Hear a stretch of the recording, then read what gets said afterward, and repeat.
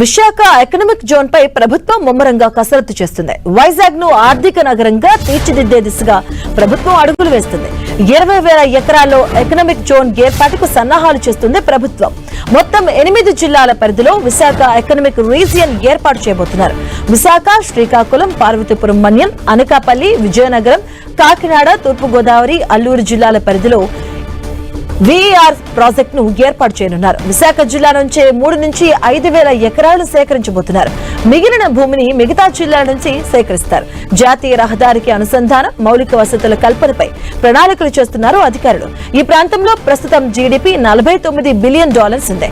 2032 నాటికి $120 billion target గా we are project ఏర్పాటు చేయనున్నారు. ఇదే అంశానికి సంబంధించిన పూర్తి డీటెయిల్స్ మా కరెస్పాండెంట్ విక్రమ్ అందిస్తారు. విక్రమ్, విశాఖ ఎకనామిక్ రీజియన్ రాష్ట్ర ప్రభుత్వం చాలా ప్రతిష్టాత్మకంగా తీసుకుంది. ఏదైతే ఇటు ఉత్తరాంధ్ర జిల్లాలతో పాటుగా కూడా కోనసీమ, తూర్పుగోదావరి జిల్లాల పరిధిలో మొత్తం 20,000 ఎకరాల్లో ఈ జోన్ అనేది కొనసాగబోతూ ఉంది. దీనికి సంబంధించి రాష్ట్రంలో కూటమి ప్రభుత్వం ఏర్పాటు అయిన తర్వాత ఇటీవల జరిగిన సదస్సు వరకు కూడా పలు సంస్థలతో ఒప్పందాలు చేసుకుంది. అదేవిధంగా దాదాపు సిఐ సదస్సులో కూడా 13 లక్షల కోట్ల విలువైనటువంటి ఒప్పందాలను రాష్ట్ర ప్రభుత్వం చేసుకుంది. సిఐ సదస్సు ముగిసిన తర్వాత కూడా రిలయన్స్ వంటి సంస్థలతో డేటా సెంటర్ ఏర్పాటుకు రాష్ట్ర ప్రభుత్వం ఒప్పందాలు కుదుర్చుకుంది. ఈ మొత్తంగా కూడా పలు కంపెనీలన్నీ కూడా పెట్టుబడులు పెట్టడానికి ఇక్కడ వస్తున్న నేపథ్యంలో ఆయా సంస్థలకు అవసరమైనటువంటి భూములను ఎప్పటికప్పుడు ఇవ్వడానికి సంబంధించి ప్రభుత్వం పెద్ద ఎత్తున ల్యాండ్ బ్యాంక్ అవసరమని చెప్పి భావించి ఈ విశాఖ ఎకనామిక్ రీజియన్ అనే దాన్ని ఏర్పాటు చేయడం జరిగింది. దీంట్లో భాగంగా కూడా ఏదైనా సంస్థ 6 నెలల్లోగా తమ కార్యకలాపాలను ప్రారంభించవచ్చు. వాళ్ళు ముందుకు వస్తే కనుక 45 రోజుల్లోనే అన్ని అనుమతులు ఇచ్చి ఏదైతే ఎంఓఈ రాష్ట్ర ప్రభుత్వం చేసుకుందో ఎంఓఈ గ్రౌండింగ్ అయ్యేలాగా చేయాలనేది ప్రభుత్వం కృతనిశ్చయంతో ఉంది. ఇందులో భాగంగానే ఇక్కడ స్థానికంగా ఉన్నటువంటి విశాఖ జిల్లాతో పాటుగా ఇప్పుడు జిల్లాల్లో రెవెన్యూ అధికారులు, అదేవిధంగా విఎంఆర్డీఏ అధికారులు, అదేవిధంగా జీవీఎంసీ అధికారులు, ఇలా వివిధ శాఖలకు సంబంధించిన అధికారులతో ఒక టీంని ఏర్పాటు చేసి ఎప్పటికప్పుడు ఈ ఎంఓఈలన్నీ కూడా గ్రౌండింగ్ అయ్యేలాగా ప్రభుత్వం పక్క ప్రణాళికతో ముందుకు వెళ్తుంది. అందులో భాగంగానే గతంలో కాగ్నిజెంట్ అనే ఒక ఐటీ సంస్థతో రాష్ట్ర ప్రభుత్వం ఒప్పందం చేసుకుంది.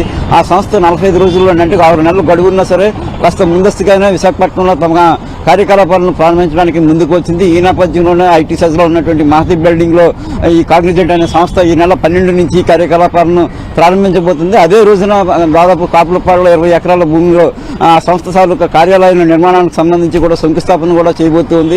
ఈ రకంగా కాగ్నిజెంట్ తో పాటుగా కూడా పలు సంస్థలు, అదేవిధంగా టీసీఎస్, అదేవిధంగా మరికొన్ని దిగ్గజ సంస్థలు సిపి, అదేవిధంగా మరికొన్ని దేశీయ అంతర్జాతీయ సంస్థలు కూడా ఎంఓయూలు కుదుర్చుకున్న నేపథ్యంలో ఆ సంస్థలు చేసుకున్న ఒప్పందాలన్నీ కూడా పూర్తి స్థాయిలో గ్రౌండింగ్ అవడం ద్వారా కూడా పెద్ద ఎత్తున ఈ ప్రాంతానికి ఆదాయం సమకూరాలని చెప్పి ప్రభుత్వం భావిస్తుంది.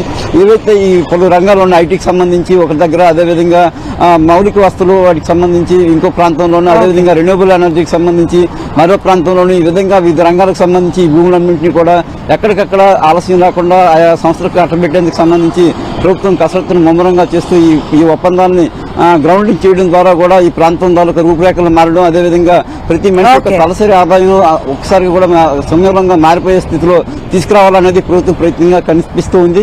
ఈ నేపథ్యంలోనే ఈ ఎకనామిక్ రీజియన్ కి సంబంధించి ప్రభుత్వం ముమ్మరంగా కసరత్తు చేస్తుంది. థాంక్యూ విక్రమ్.